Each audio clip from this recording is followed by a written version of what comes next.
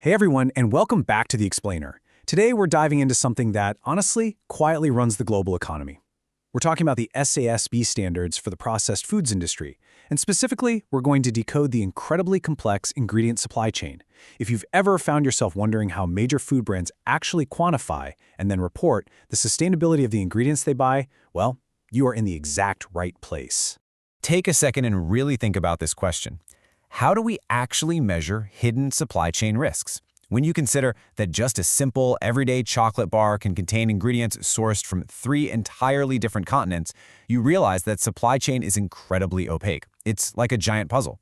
And the real-world stakes here are absolutely massive, ranging from environmental degradation to severe human rights violations that are just hidden deep within these global sourcing networks.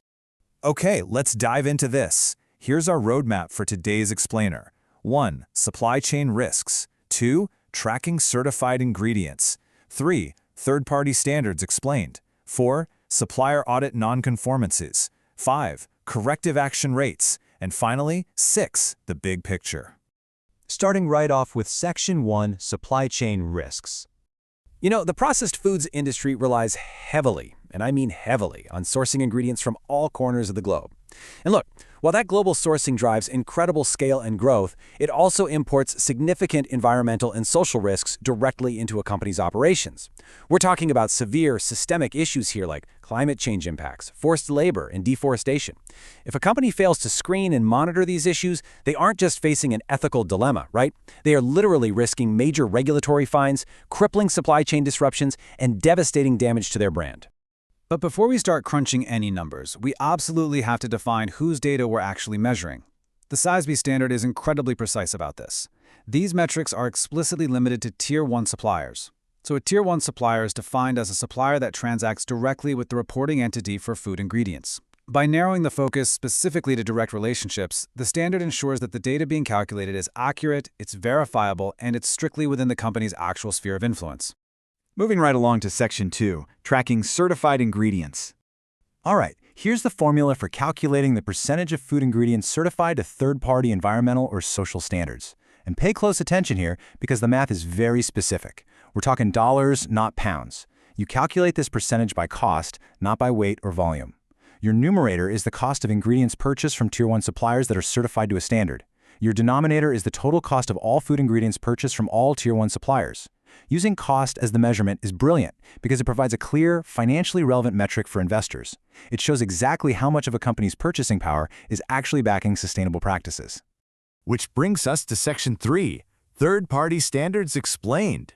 So under the SASB framework, just giving a lump sum aggregate percentage doesn't cut it. Reporters must actually disclose their sourcing data broken down by each specific standard. Why? Well, because different standards measure entirely different things. Environmental standards focus on things like protecting primary forests, maintaining water quality, and safe pest management.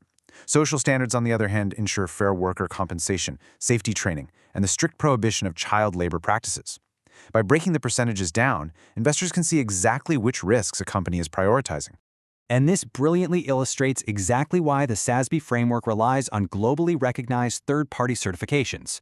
Whether it's the Roundtable on Sustainable Palm Oil ensuring deforestation-free supply chains, Fairtrade International protecting small producer organizations, or the Rainforest Alliance monitoring ecological impacts, these are the gold standard benchmarks. When a company reports against these specific names, it provides instant credibility and essential context to their ingredient sourcing metrics. Okay, Section 4. Supplier audit non-conformances. Now, what's really interesting about this is how heavily it contrasts different failures. When a company audits a supplier facility, they have to sharply categorize the severity of those failures as either major or minor. A major non-conformance is the highest severity. We're talking about underage child workers, forced labor, immediate danger to life, or serious environmental harm. A minor non-conformance, well, it's more like an isolated or random incident. It represents a low risk and isn't indicative of a massive systemic management problem. Treating these the same would be highly misleading, right? Which is exactly why SASB requires them to be reported completely separately. So how do we actually calculate this non-conformance rate? The formula is straightforward, but it's super powerful. The numerator is the total number of non-conformances identified among your supplier facilities. The denominator is the total number of supplier facilities that were actually audited. And remember, you absolutely must run this formula twice. once to find the rate of major nonconformances, and once to find the rate of minor nonconformances. Doing this gives stakeholders a crystal clear view of just how widespread issues really are within the audited supply chain. On to Section 5, Corrective Action Rates. This right here, this is the accountability engine of the whole SASB standard. To calculate the corrective action rate, your numerator is the number of corrective actions that were successfully implemented to address the nonconformances. The denominator is the total number of nonconformances originally identified. And again, this has to be calculated separately from major and minor issues. This specific math proves to investors whether a company is just monitoring problems from afar or if they are actively in the trenches fixing the problems they find. I really want to pause on this number right here, 90. According to the standard, a corrective action only officially counts towards that metric if it is completely wrapped up within 90 days. It's not just about applying a quick, temporary fix. It's about eliminating the root cause, implementing systems to ensure it never ever happens again, and verifying that the action actually took place, all within a very strict 90-day window. No exceptions. Let's move to and see how this builds into a strict timeline of supply chain accountability. Step 1, the supplier audit is conducted against an environmental or social standard. Step 2, a non-conformance is identified and categorized as major or minor.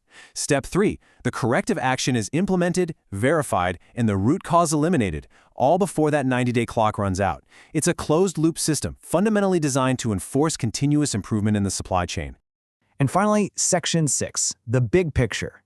You know, these aren't just some arbitrary numbers someone pulled out of thin air. These are highly standardized metrics that are now under the stewardship of the International Sustainability Standards Board, or ISSB, part of the IFRS Foundation.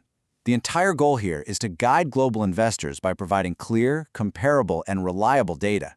Because when every processed foods company calculates their certified ingredient percentage by cost, and they track their 90-day corrective action rates exactly the same way, capital markets can finally make informed, apples-to-apples comparisons about supply chain risk. So, the crucial point is that engaging with important suppliers to manage these risks improves supply chain resiliency and mitigates reputational harm. For corporate sustainability officers and investors alike, this is exactly what matters at the end of the day. Strict tracking and transparent reporting don't just look good on a piece of paper. They directly translate to long-term profitability, consistent supply availability, and the avoidance of catastrophic brand damage. Which leaves us with one final, pretty important question. Are your supply chain metrics ready for the investor spotlight? Because now that we've seen exactly how to calculate certified ingredients and rigorously track audit nonconformances, the real challenge is actually applying this level of transparency to real-world operations. Thanks so much for exploring this with me today. Keep questioning the data, and I'll see you in the next explainer.